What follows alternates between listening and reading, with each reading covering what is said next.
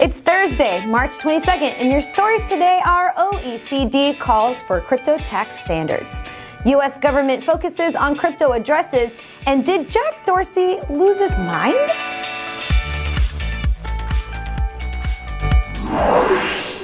Hello world, you're watching The Comment. It's time for me to catch you up. On Tuesday, the Organization for Economic Cooperation and Development published a 37-page report by Secretary General Angel Guerra to G20 finance ministers and central bank governors.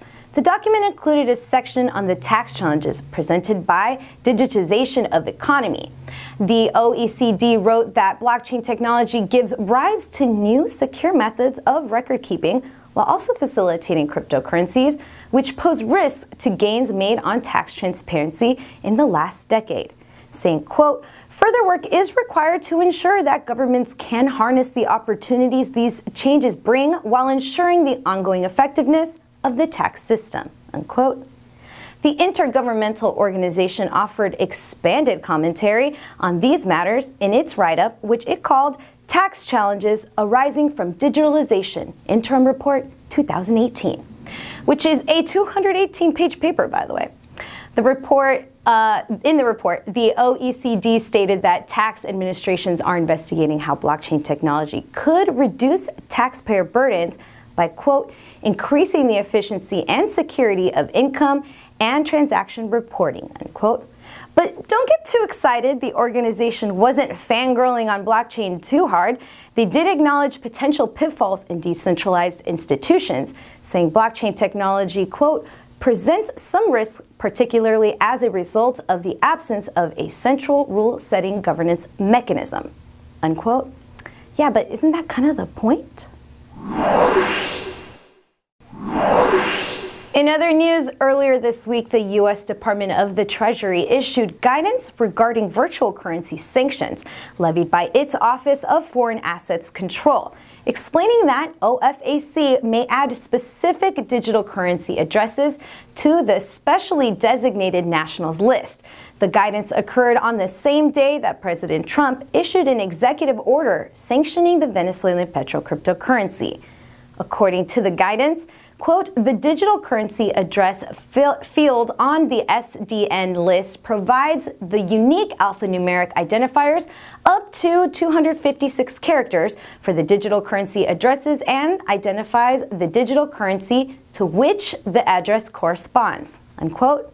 The department encouraged bystanders who identify wallets owned by SDNs to block the relevant digital currency and file a report with OFAC.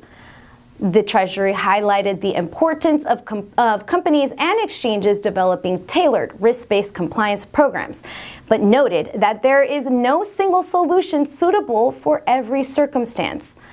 Admirable effort by regulators, but do they know that wallet addresses can be spun up anonymously with little to no effort? It's almost like they don't know how cryptocurrencies work at all. And finally, Jack Dorsey, the chief executive of Twitter and Square, spoke of his strong belief in the future potential of Bitcoin. In a recent interview with The Times, Dorsey said he believes Bitcoin will take over the US dollar's dominant place in the world's economy and become the primary global currency for payments. It is important to note that Dorsey himself is a Bitcoin investor, so maybe he's slightly on the bias side. Dorsey suggested that shift from U.S. fiat to Bitcoin could happen within the next 10 years, saying, quote, "the world ultimately will have a single currency. The internet will have a single currency. I personally believe that will be Bitcoin," unquote. Understanding that crypto has been facing some issues lately, Dorsey seems unbothered by it, arguing that because of the recent spike in popularity, in the end, there will be solutions for these issues and Bitcoin will reign supreme. That's our comment for the day. It seems like everyone has their 2 cents about how crypto should be defined, regulated, used, and structured. So what do you think? What about these discussions at the G20 conference? Does the OFAC's take on listing digital currency addresses make sense? And does Jack Dorsey have a point? Will we all use crypto for everything over the next 10 years? That's a bit more realistic than Tim Draper saying we'll be able to use Bitcoin as currency in the next 5 years, right? Let me know. Tweet at me. Have a wonderful day. And don't forget to leave a comment.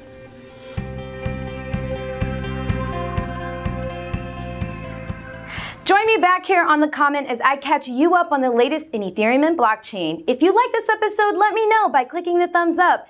If you didn't like this episode, let me know by clicking the thumbs up. Don't forget to subscribe to our YouTube channel. Make sure you get all the newest episodes of The Comment as they air by clicking that alert button. That's that bell-looking thing next to the word subscribe. If you missed our latest episodes, you can catch up on ETHNews.com or on YouTube, or just subscribe so you don't miss them anymore, silly. Follow me on Twitter and Instagram at ETHNewsy. That's at ETHNewsSy. And we'll see you next time.